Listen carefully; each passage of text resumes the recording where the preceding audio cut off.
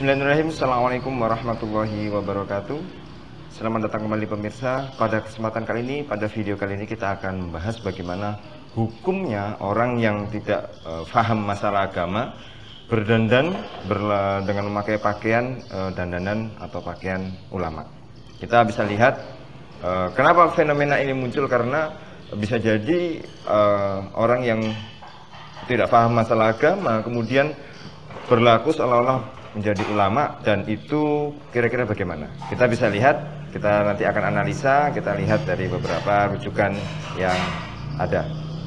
Orang awam yang tidak paham masalah agama kemudian berpakaian seperti para ulama itu dilarang, ya, dengan catatan bahwa pakaian tersebut adalah kekhasan atau ciri khusus daripada ulama, ya. Dan termasuk adalah bid'ah, yaitu memanjangkan pakaian, kemudian sorban, yang itu masuknya bid'ah, tapi bid'ah makruh, bukan haram, ya. Kecuali pakaian itu menjadi syiar atau ikon atau ciri khas bagi ulama, maka kalau dia memang ulama, maka disunnahkan bagi mereka agar ulama itu diketahui. Tetapi malah justru menjadi haram bagi selain ulama. Kenapa? Karena menyerupai dalam hal pakaian, menyerupai ulama supaya tidak menipu dengannya, agar tidak menipu orang awam dengan pakaian tersebut. Ketika mereka dimintai fatwa, lalu memberikan fatwa tanpa ilmu. Pembahasan fatwa ini insya Allah kita akan bahas di video-video mendatang, ya. Fatwa mufti dengan qadhi dengan mujtahid itu apa bedanya? Ini menarik juga. Jadi para pemirsa sekalian, kalau itu adalah ciri khas ulama dan ulama yang memakai, maka disunahkan agar tahu orang awam, oh itu ulama. Tetapi justru yang tidak paham masalah agama, yang memang bukan ulama, kemudian memakai suatu pakaian yang itu memang ciri khas tertentu dari ulama, maka itu menjadi haram. Kenapa? Karena dikhawatirkan nanti orang awam akan bertanya tentang suatu hal kepada dia, dan dia memberikan fatwa atau memberikan pandangan pribadinya terhadap masalah tertentu dalam hal agama. Jadi fatwa itu adalah, secara singkat saya katakan bahwa fatwa adalah pandangan seorang ulama terhadap masalah tentu dari sudut pandang agama yang dia, pemahaman agama yang dia kuasai. Nanti kalau dilegalkan dalam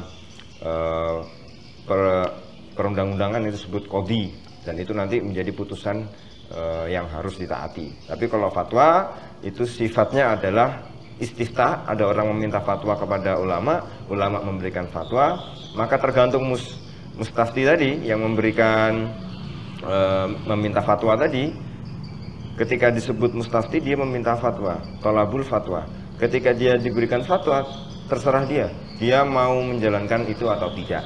Jadi fatwa itu tidak bersifat mengikat. Nah, yang dikhawatirkan ketika ada orang yang kemudian, ya, tidak punya ilmu agama yang mumpuni, kemudian berdandan seperti ulama, yang itu menjadi ciri khas daripada ulama, kemudian, ya, yang dikhawatirkan dia memberikan pandangan pribadi yang itu justru bisa membuat ribut di masyarakat, ya, karena aslinya memang dia bukan ulama. Jadi bukan berarti kemudian murni pakaiannya itu yang menjadi tidak, tapi karena ada sebab-sebab lain, karena ada sebab lain.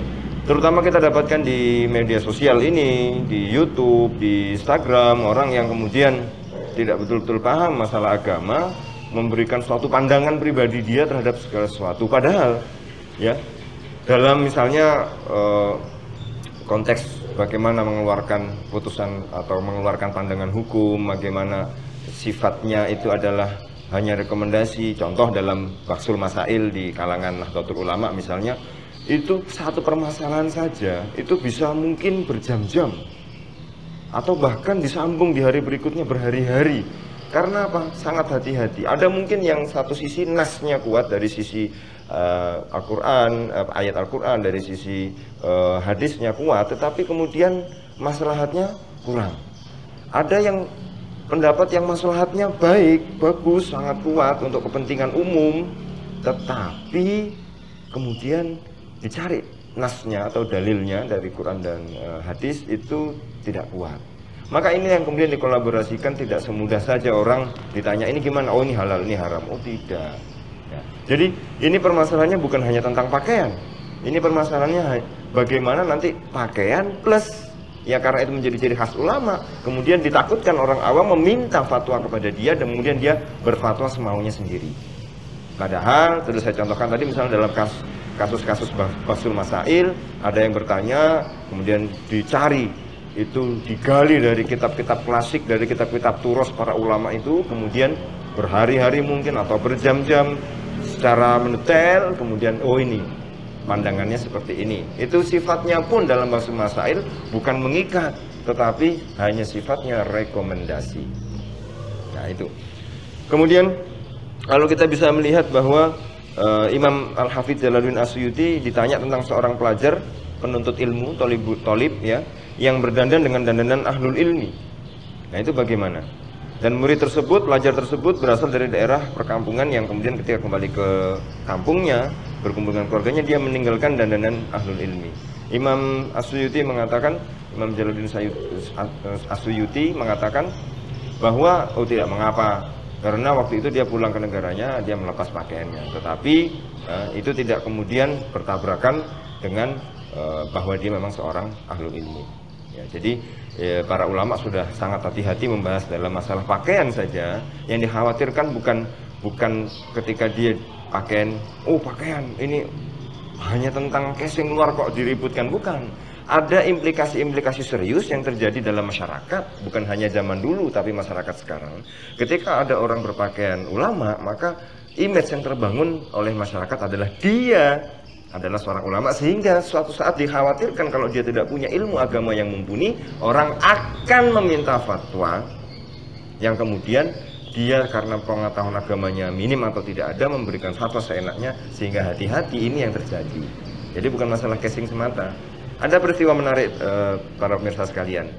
Jadi teman saya cerita, ada 3 orang teman saya cerita, satu rombongan perjalanan ya di Jakarta ya. Kemudian ada naik bis, ada satu orang yang kemudian berdandan memakai pakaian sorban, jubah putih dan segala macam, yang kelihatannya dia seorang berilmu atau ulama ya. Kemudian sama teman saya ini dites ya, ditanya dengan bahasa Arab, mau pergi kemana tapi dalam bahasa Arab gitu. Tapi dia diem aja, ditanya lagi, terus dia menjawab, oh maaf saya nggak bisa bahasa Arab, terus dia turun gitu saja di.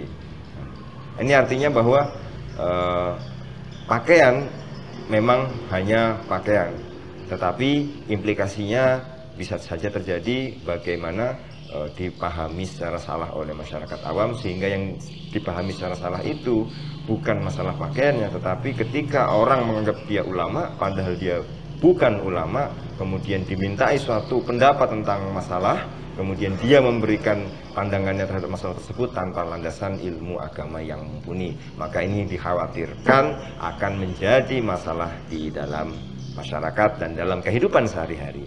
Maka para pemirsa, itu yang mungkin bisa kita sampaikan ya. Kita bertemu lagi di video berikutnya. Jika ada pertanyaan, tulis di kolom komentar, insya Allah akan kita jawab. Terima kasih. Assalamualaikum warahmatullahi wabarakatuh.